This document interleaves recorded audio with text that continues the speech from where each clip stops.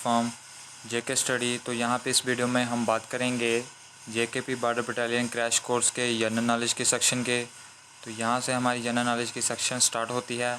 उसमें जो हम अपना पहला टॉपिक स्टार्ट करेंगे वो हम स्टार्ट करेंगे यहाँ पे अपनी हिस्ट्री को, और हिस्ट्री में यहाँ पे हम स्टार्ट करेंगे अपनी मॉडर्न हिस्ट्री को। यहाँ पे हिस्ट्री में एक एंशिएंट हिस्ट्री होती है, एक मेडिवल हिस्ट्री होती है, फिर एक यहाँ पे मॉडर्न हिस्ट्री होती है। तो यहाँ पे हम अपनी मॉडर्न हिस्ट्री को स्टार्ट करते हुए चलेंगे। एक तो ये वजह है क्योंकि इसमें से जो ज़्यादातर क्वेश्चन है वो मॉडर्न हिस्ट्री से ही पूछे जाते हैं।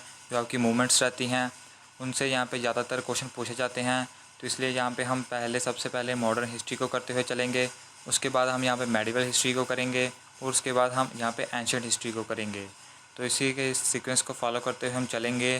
तो चलिए बढ़ते हैं हम आगे और शुरुआत करते हैं हम अपनी मॉडर्न हिस्ट्री के। और मॉडर्न हिस्ट्री में से जो हमारा पहला टॉपिक है वो रहने वाला है इंडियन नेशनल कांग्रेस और इंडियन फ्रीडम मूवमेंट्स। तो जो भी इंडियन नेशनल कांग्रेस के रिलेटेड था और इंडियन फ्रीडम मूवमेंट्स के रिलेटेड था वो हम यहाँ पे करेंगे। तो पेन और कॉपी साथ लेकर बैठे हैं क्योंकि यहाँ पे एक्स्ट्रा फैक्ट्स के साथ हम यहाँ पे करते हुए चलेंगे। तो जहाँ पे बढ़ते हैं हम आगे, तो सबसे पहले बात करते हैं इंडियन नेशनल कांग्रेस की। तो इंडियन नेशनल कांग्रेस को यहाँ पे बनाया था ए.ओ. ह्यूम ने 1885 में। इसकी जो प्रेसिडेंट थी वो थी डब्ल्यू.सी. बैनर्जी, और उसकी जो फीमेल प्रेसिडेंट थी वो थी यहाँ पे एनी बेसेंट, और जिसकी जो फर्स्ट फीमेल इंडियन प्रेसिडेंट थी वो थी यहाँ पे सरोजनी नायडू।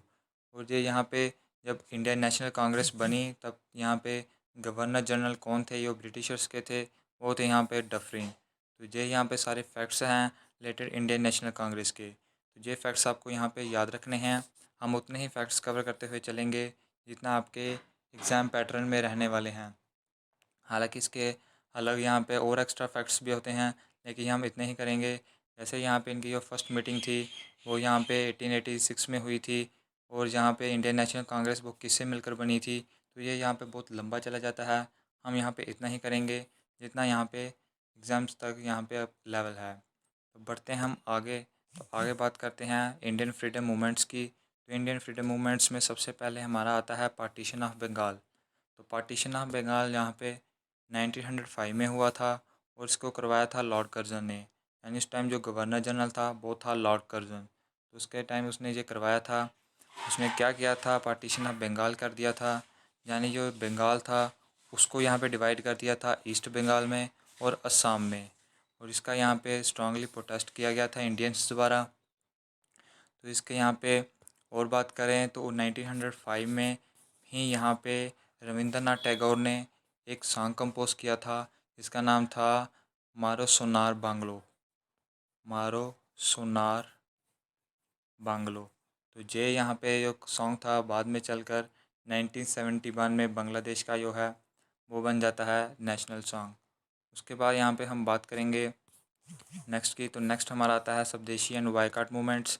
स्वदेशी एंड बायकॉट मूवमेंट्स यहाँ पे स्टार्ट रही थी 1905 से 1908 के बीच। उसके बाद यहाँ पे इसको स्टार्ट किसने किया था, इसको स्टार्ट किया था बाल गंगाधर तिलक ने, और ये मूवमेंट स्टार्ट की थी मद्रास में। यहाँ पे हम देखें तो स्वदेशी बायकॉट मूवमेंट्स के दौरान यहाँ पे ये मूवमेंट्स भी स्टार्ट हुई थी। उसके बाद पंजाब में जो मूवमेंट स्टार्ट कर दी थी लाला लाजपत राय ने की थी, और दिल्ली में यहाँ पे सैदर हैदर ने की थी।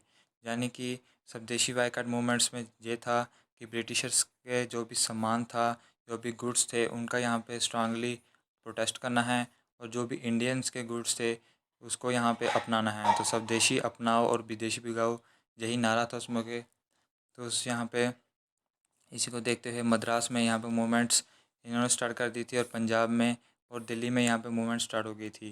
तो आपको यहाँ पे इतना यहाँ पे नहीं पूछा जा सकता कि मूवमेंट्स ये कब कब स्टार्ट हुई थी। सिंपली आपको यहाँ से पूछा जा सकता है कि स्वदेशी एंड बायकॉट मूवमेंट कब तक चली। उसके बाद बात करते हैं हम आगे। आगे हम बात करते हैं मुस्लिम लीग की। तो मुस्लिम लीग है जो बनी थी 1906 में बनी थी, और यहाँ पे इसको बनाया था सैदुल्ला ने। कहाँ पर, ढाका पर। और ये बनी थी अंडर द लीडरशिप ऑफ आगा खान।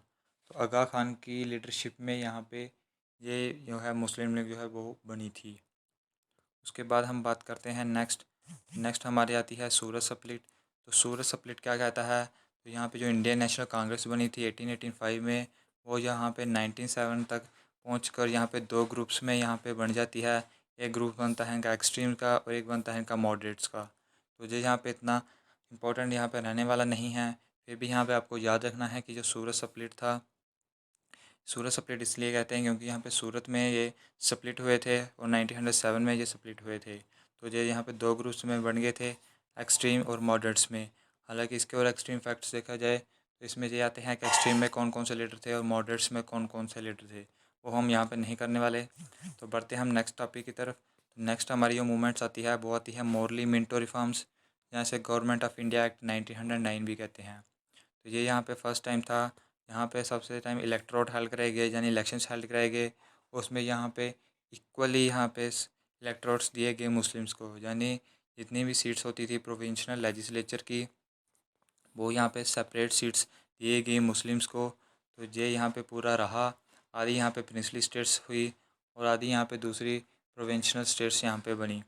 उसके बाद जो यहाँ पे सतिंदर सिन्हा थे, ये फर्स्ट चीफ एग्जीक्यूटिव बने किसके, जो ब्रिटिश वाइसराय की यहाँ पे असेंबली थी उसके यहाँ पे first chief executive Satyendra Sinha थे।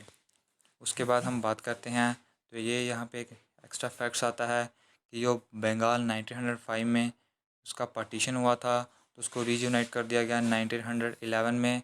और जहाँ पे जो कैपिटल इंडिया की पहले कलकत्ता थी उसको यहाँ पे दिल्ली कर दिया गया 1912 में। तो ये यहाँ पे पूरे चेंजमेंट आई, तो ये यहाँ पे आपको याद रखना है। और बात करते हैं हम आगे। तो आगे हमारी जो मूवमेंट्स है वो है होम रूल मूवमेंट। तो होम रूल मूवमेंट को स्टार्ट किया था बाल गंगाधर तिलक और एनी बेसंत ने, यानी कि बाल गंगाधर तिलक की अलग मूवमेंट थी और एनी बेसंत की अलग होम रूल मूवमेंट थी।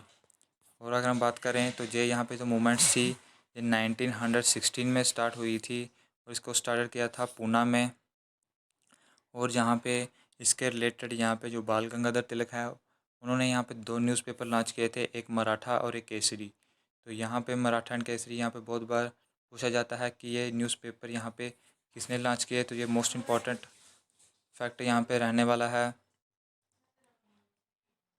कि ये यहाँ पे किसने यहाँ पे न्यूज़पेपर लॉन्च किए। तो उसके साथ साथ आपको एक और फैक्ट याद रखना है कि जो मराठा न्यूज़पेपर था ये याद था इंग्लिश लैंग्वेज में, और जो यहाँ पे केसरी जो न्यूज़पेपर है वो यहाँ पे था मराठी लैंग्वेज में। तो ये आपको याद रखनी है, पूछ भी सकते हैं कि ये यहाँ पे कौन सी लैंग्वेज में न्यूज़पेपर थे। आगे बढ़ते हैं तो आगे यहाँ पे इसके साथ एक स्लोगन दिया था बाल गंगाधर तिलक ने, Swaraj is my birth right and I shall have it. तो ये स्लोगन भी आपको याद रखना है, ये भी बहुत बार एग्जाम्स में पूछा जाता है, तो चांसेस हैं कि इस बार भी पूछा जा सकता है।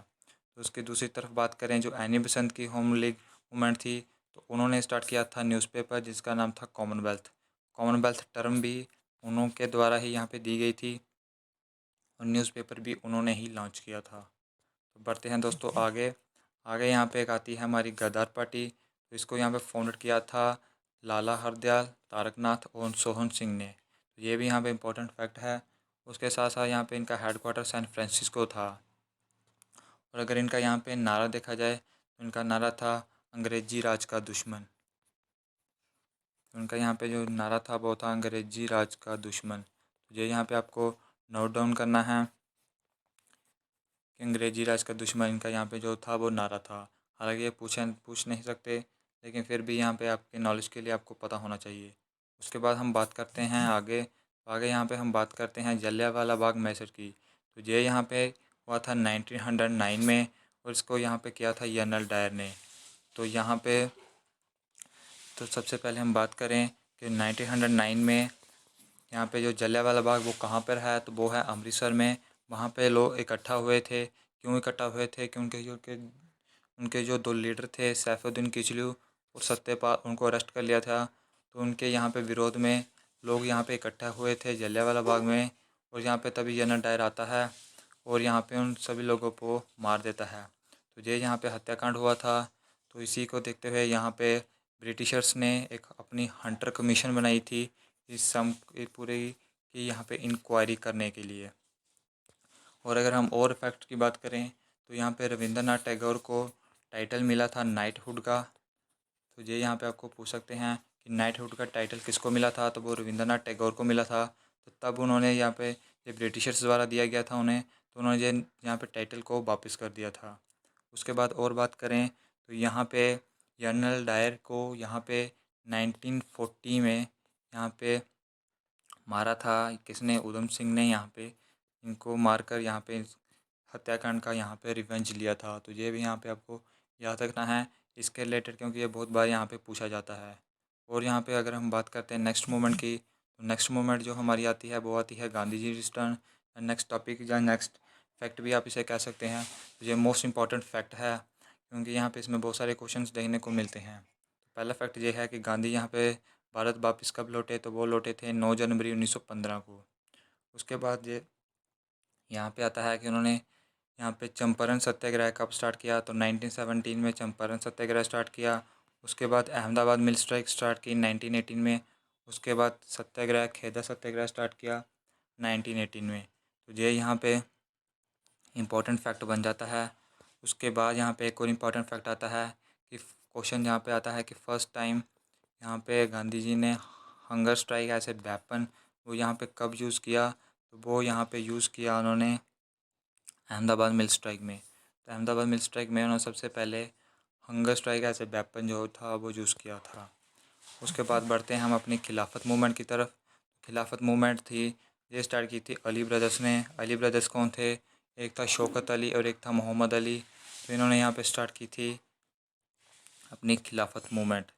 उसके बाद बात करें तो यहाँ पे मुस्लिम्स और हिंदू तब यूनाइटेड हो गए थे और उन्होंने प्रोटेस्ट करना स्टार्ट कर दिया था अगेंस्ट द ब्रिटिशर्स। तो यहाँ पे खिलाफत मूवमेंट एक्चुअली स्टार्ट क्यों की गई थी, क्योंकि जब फर्स्ट वर्ल्ड वार हुआ तो उसके बाद यहाँ पे टर्की और यहाँ पे ब्रिटिशर्स के बीच में कुछ समझौता हुआ था। जिस समझौते से यहाँ पे मुस्लिम्स को काफ़ी यहाँ पे लॉस हो रहा था, एक तरफ से कह सकते हैं हम, जिससे यहाँ पे मुस्लिम्स जो थे वो खुश नहीं थे। तो इसलिए यहाँ पे उन्होंने यहाँ पे खिलाफत मूवमेंट स्टार्ट की थी। और यहाँ पे गांधी जी ने यहाँ पे तब सोचा कि this is a right time, यानी ये सबसे सही समय है हिंदू और मुस्लिम्स को यूनाइट करने का। इसलिए यहाँ पे वो एक होकर उन्होंने यहाँ पे अगेंस्ट द ब्रिटिशर्स प्रोटेस्ट करना स्टार्ट कर दिया। तो दोस्तों यहाँ पे ये था हमारे आज के पहले पार्ट में ये 10 मूवमेंट्स थी। तो इस मूवमेंट्स को आज के टाइम हम इतना ही रखेंगे। नेक्स्ट टॉपिक में हम नेक्स्ट मूवमेंट से स्टार्ट करेंगे।